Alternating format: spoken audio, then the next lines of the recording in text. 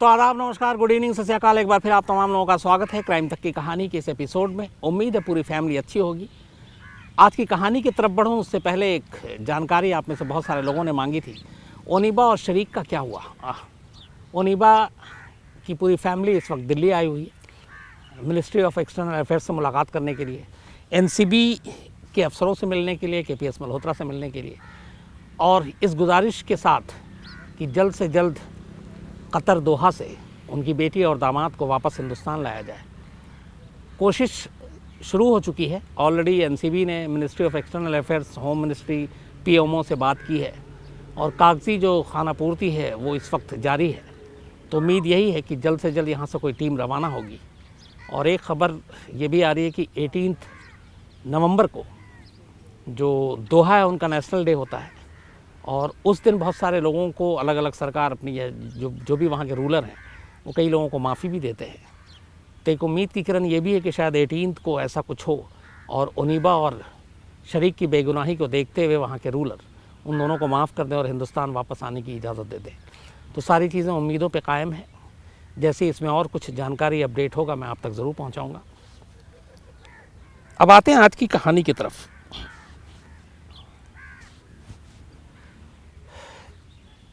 कभी सोचा है आपने कि इंसान की मौत कितने तरीके से हो सकती है? गहराई में अगर हम लोग जाएं तो जो मेरी समझ है, एक इंसान की नेचुरल डेथ होती है प्राकृतिक रूप से, बीमार है या उम्र पूरी हो गई तो आदमी मर जाता है। एक होता है अचानक कोई हादसा हो गया, रोड एक्सीडेंट या कोई और बड़ा हादसा, तो उसमें भी आदमी की मौत हो जाती है, चाहे वो सड़क हादसा हो या फिर क्राइम के ज़रिए हो, गोली, चाकू, जहर। तो एक नेचुरल डेथ, एक हादसे के ज़रिए मौत। एक मौत कानूनी होती है। कानूनी मौत उसे हम कहते हैं जिसमें बाकायदा किसी जुर्म के लिए किसी को सजाए मौत दी जाए, चाहे वो फांसी हो, गोली मार के हो, इलेक्ट्रिक चेयर पर बिठाकर हो, पॉइज़न देकर हो, अलग अलग तरीके अलग अलग देशों में। तो एक नेचुरल डेथ, एक हादसे के ज़रिए मौत, एक कानूनी मौत, एक और मौत है खुदकुशी, सुसाइड। आदमी को पता है कि वो अपने हाथ से अपनी जान ले रहा है तो वो खुदकुशी भी कर लेता है। तो अगर देखें तो कायदे से ये 4 तरीके हैं मौत के। मैं ये क्यों कह रहा हूँ, क्योंकि इस कहानी में जब आगे बढ़ेंगे तो आपको समझ में आ जाएगा। लेकिन ये 4 ही तरीके नहीं हैं, एक 5वां तरीका भी है और वो है इच्छा मृत्यु, मर्सी, यूथनेसिया। मतलब कोई शख्स खुद से कहे कि वो मरना चाहता है या उसके आसपास के जो उसके अजीज़ हैं, करीबी लोग हैं, वो कहें कि उसे मरने की इजाज़त दी जाए, उसे मारने की इजाज़त दी जाए। तो बहुत से लोग कहेंगे कि फिर खुदकुशी में और ये इच्छा मृत्यु में या मर्सी डेथ में क्या फ़र्क है? तो खुदकुशी एक आदमी अकेले खुद करता है, होशो हवास में करता है, सोच समझ के करता है और वो गैर कानूनी है। सुसाइड जो है वो भारत के कानून में भी इलीगल है।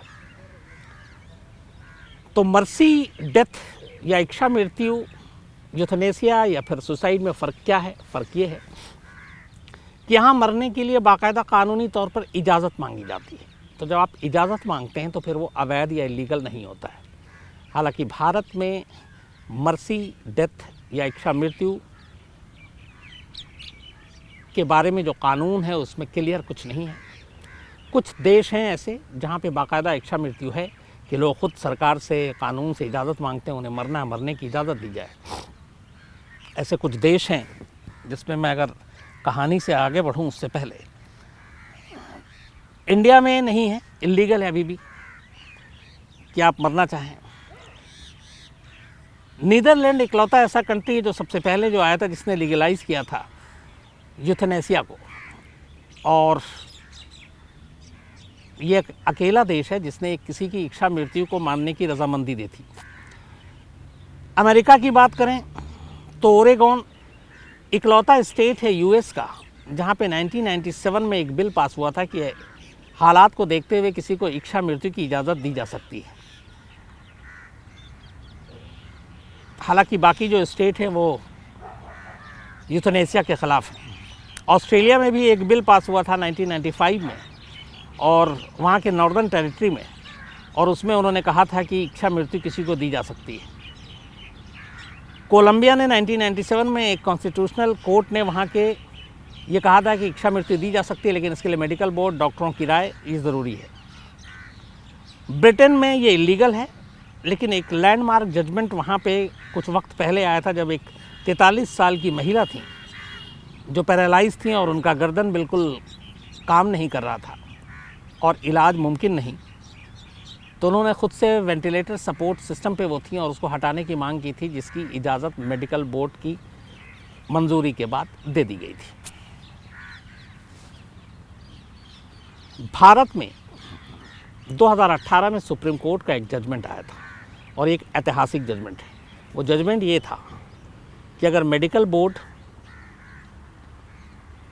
और जो शख्स इच्छा मृत्यु मांग रहा है या उसके करीबी लोग, रिश्तेदार, कुछ लोगों की गवाही के बीच में विटनेस के दौरान उन्हें इच्छा मृत्यु दी जा सकती है, वेंटिलेटर हटाया जा सकता है, लाइफ सपोर्ट सिस्टम को हटाया जा सकता है, लेकिन इसके लिए बहुत सारी चीज़ों की ज़रूरत है। और उसके बाद ये सब क्यों हुआ, इस पर मैं बाद में आऊँगा। पहले आज की कहानी पे अब लौट कर आता हूँ। ये जो सारी चीज़ें बताएं, क्योंकि इसी से ये कहानी जुड़ी हुई है।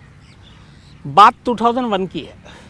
आज तक ज्वाइन किए हुए मुझे साल भर भी नहीं हुआ था, और अचानक एक खबर पता चलती है। खबर ये थी कि पटना में एक शख्स, बिहार की राजधानी, तारकेश्वर उसका नाम, उसने पटना हाई कोर्ट में एक पिटीशन दाखिल की, और इस पिटीशन की खबर जब अखबारों में वहाँ लोकल छपी तो लोग बड़े हैरान हुए, क्योंकि उस वक्त, उस दौर में ये पहला इस तरह का एक पिटीशन था, एक याचिका थी। तारकेश्वर ने कोर्ट में ये कहा था कि उसकी बीवी, जिसका नाम कंचन देवी है, उम्र करीब 27 साल है, 99 में वो प्रेग्नेंट थी, गर्भवती थी। एक प्राइवेट क्लिनिक में वो गई डिलीवरी के लिए।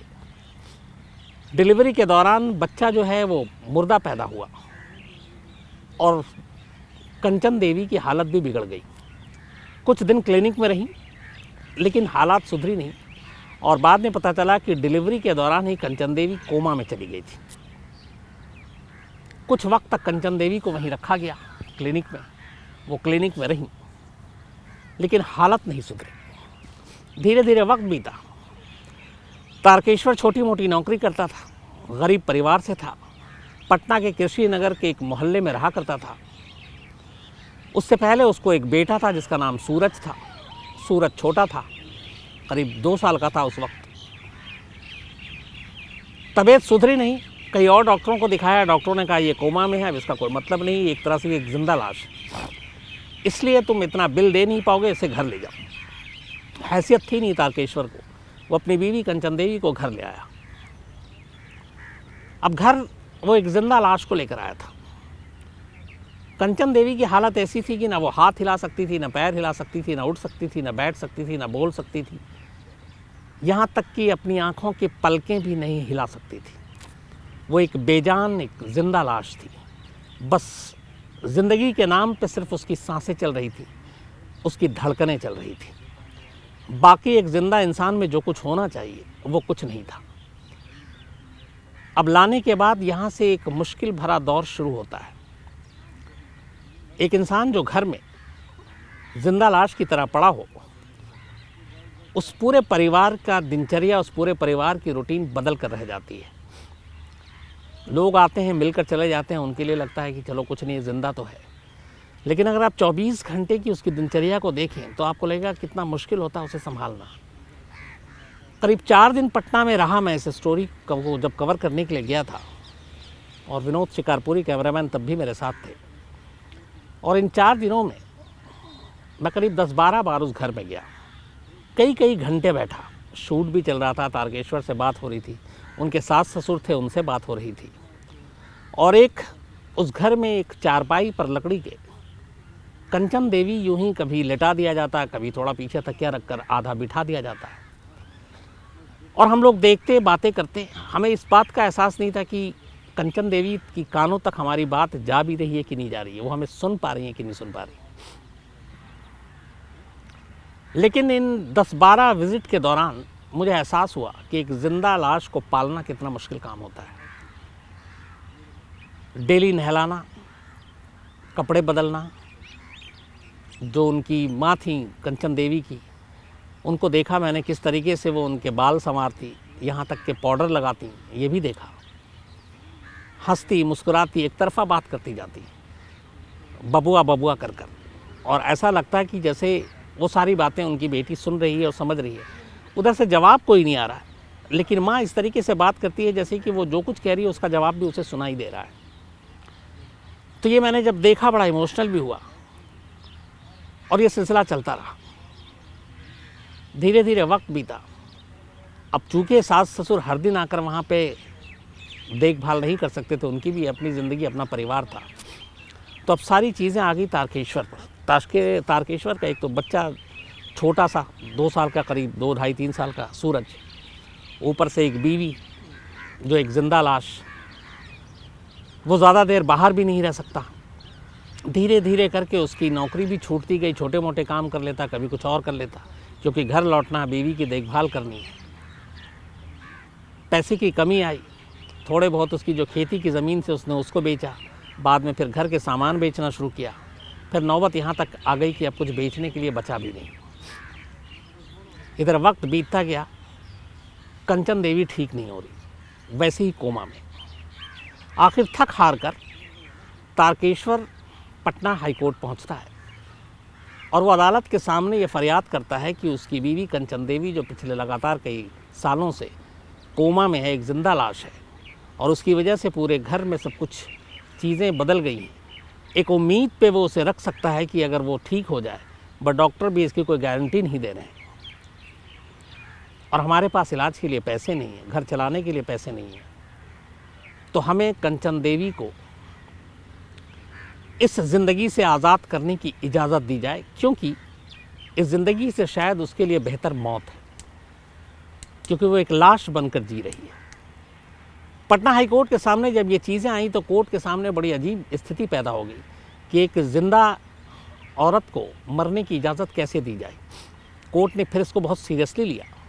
उसके बाद सारी चीज़ें देखी, और जो कोर्ट ने जो कुछ कहा उसमें ये था कि हमें कई चीज़ देखनी पड़ेगी। एक, क्या इस औरत की इलाज कोई ऐसा कानून है जिसमें सरकार उठा सकती है, क्योंकि कॉन्स्टिट्यूशन में राइट टू लिव हर हिंदुस्तानी का हक है। हमें ज़िंदा रहने का, हमें ज़िंदगी देने का एक संविधान में हक है।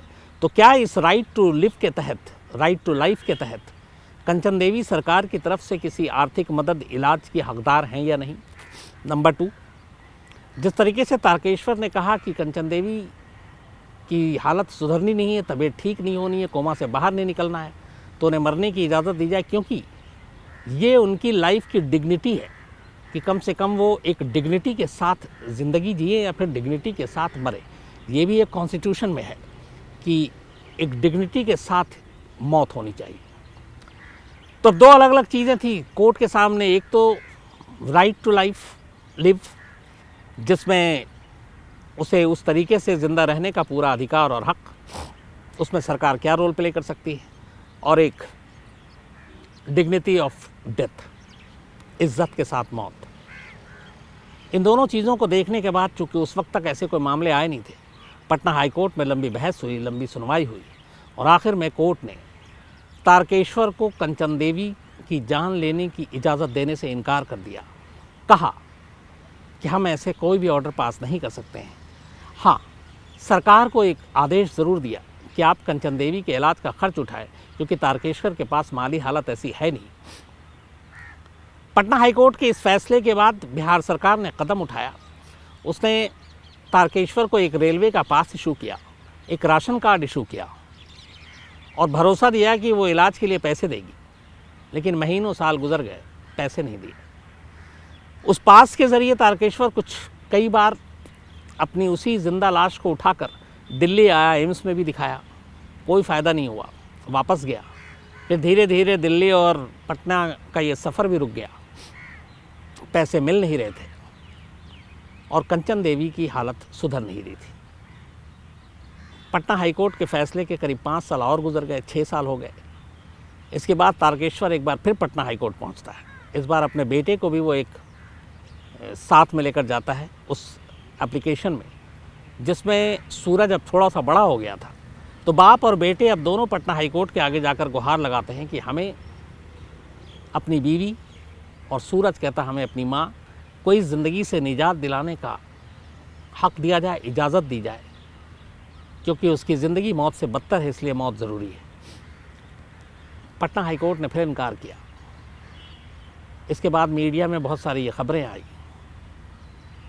कुछ लोगों ने आगे आकर मदद की, वो मदद भी वक्ती थी, फिर धीरे धीरे वक्त बीता, न मर्सी पिटिशन एक्सेप्ट हुआ, न इच्छा मृत्यु मिली, न सरकार से मदद मिली, न पैसे मिले, और कंचन देवी की ज़िंदगी उसी तरह एक जिंदा लाश एक घर की चारपाई पर बीतती रही। आखिरी जो खबर है शायद वो उसके बाद करीब अब से कुछ साल पहले कंचन देवी की मौत हो गई, लेकिन अदालत के ज़रिए नहीं, इच्छा मृत्यु के ज़रिए नहीं, बल्कि वो मौत फिर अपने आप हुई, शायद नेचुरल, क्योंकि कोमा में तो वो पहले से ही थी। अब इसी के बाद दो चीज़ें हुई। एक आपको मैंने अरुणा शानबाग की कहानी सुनाई थी, जो मुंबई में 42 साल तक कोमा में रही। उनकी एक दोस्त पिंकी ने 2011 में सुप्रीम कोर्ट में एक याचिका दाखिल की थी और कहा था कि अरुणा शानबाग को भी इच्छा मृत्यु की इजाज़त दी जाए, क्योंकि वो लगभग 38-40 साल से ज़िंदा रहते हुए भी ज़िंदा नहीं है और कोमा में है, और ये एक लंबा और तकलीफ़देह दौर है। उस पर सुप्रीम कोर्ट ने उस वक्त जो इलाज चल रहा था अरुणा शानबाग का मुंबई में, उनके डॉक्टरों और जो इलाज कर रहे थे, जो पूरी उनकी देखभाल कर रही थी वहाँ की नर्स टीम, स्टाफ, उन लोगों ने इसका विरोध किया। उन्होंने कहा मगर 38 साल से इसकी तीमारदारी कर रहे हैं तो हम आगे भी करेंगे, इसे मरने की इजाज़त न दी जाए। सुप्रीम कोर्ट ने मना कर दिया। हालांकि उसके बाद 2015 में अरुणा शानबाग की मौत हो गई और वो निमोनिया और बाकी चीज़ें हुई थी, लेकिन 42 साल के कोमा के बाद वो मौत हुई थी। उसी तरीके से एक केरल में एक महिला ने केरल हाई कोर्ट में अर्जी दी थी और कहा था कि उसका जो इलाज है वो मुमकिन नहीं है और वो दूसरों पे बोझ है और इस बोझ से वो दब रही है और इसलिए उसे मरने की इजाज़त दी जाए, इच्छा मृत्यु दी जाए। लेकिन हाई कोर्ट ने तब भी उनकी इस गुजारिश को रद्द कर दिया, मानने से इनकार कर दिया और कहा कि हम ऐसी कोई इजाज़त नहीं दे सकते। ये चीज़ें चलती रही, लेकिन 2018 में सुप्रीम कोर्ट ने एक बड़ा अहम फैसला सुनाया और सुप्रीम कोर्ट ने अपने फैसले में ये कहा कि ये एक बहुत ही सेंसिटिव इशू है, जिसमें किसी को मरने की इजाज़त कैसे दी जाए, मर्सी पिटिशन कैसे। 9 मार्च 2018 को एक ऑर्डर पास हुआ, 9 मार्च 2018 को, और ये था पैसिव यूथेनेसिया को लेकर। और ये सुप्रीम कोर्ट ने अपने जो पूरे फैसले में कहा वो ये कहा कि अगर मेडिकल बोर्ड, डॉक्टर 100% ये श्योर हैं कि अब ये क्योरेबल नहीं है और ये ऐसी आगे की भी ज़िंदगी चलेगी, नंबर 1। नंबर 2, फैमिली वालों की इसमें रजामंदी और फैमिली वाले कहते हैं कि नहीं अब हम इससे आगे कुछ नहीं कर सकते, तो फिर लाइफ सपोर्ट सिस्टम या वेंटिलेटर उसको हटाकर उसे उसकी मौत दी जा सकती है, उसके हिस्से की। ये सुप्रीम कोर्ट ने कहा, लेकिन इसके लिए डूज एंड डोंट्स बहुत सख्त है, उसमें बहुत सारी इजाज़त, और सबसे इम्पॉर्टेंट है मेडिकल बोर्ड और डॉक्टरों की राय कि वो क्या कहते हैं, उनकी ओपिनियन क्या है, उनकी राय क्या है।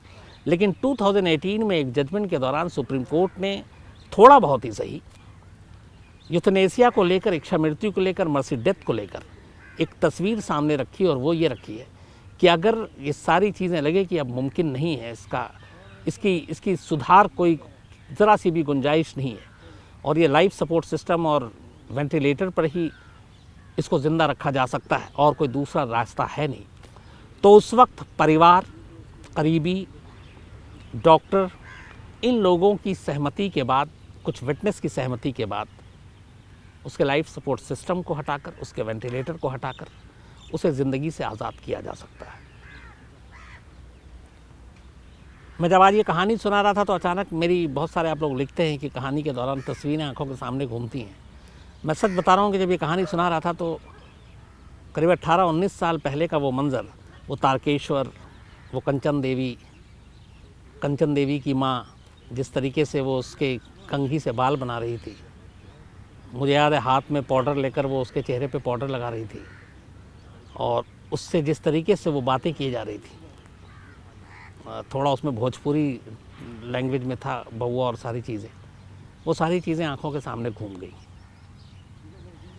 और तब सामने देख कर, चूँकि नया नया टीवी में था और ये सारी चीज़ें पहली बार ऐसा देखा था कि एक ज़िंदा इंसान को मारने के लिए कैसे अदालत से इजाज़त मांगी जा रही है, और मेरे सामने जो है वो है तो इंसान लेकिन ज़िंदा लाश है। तो वो सारी चीज़ें, सारी तस्वीरें, सारी बातें आंखों के सामने घूम गई। तो आज इतना ही कहानी में। किसी नई कहानी के साथ फिर आपसे मुलाकात होगी। तो बस आज दीजिए इजाज़त। Thank you very much.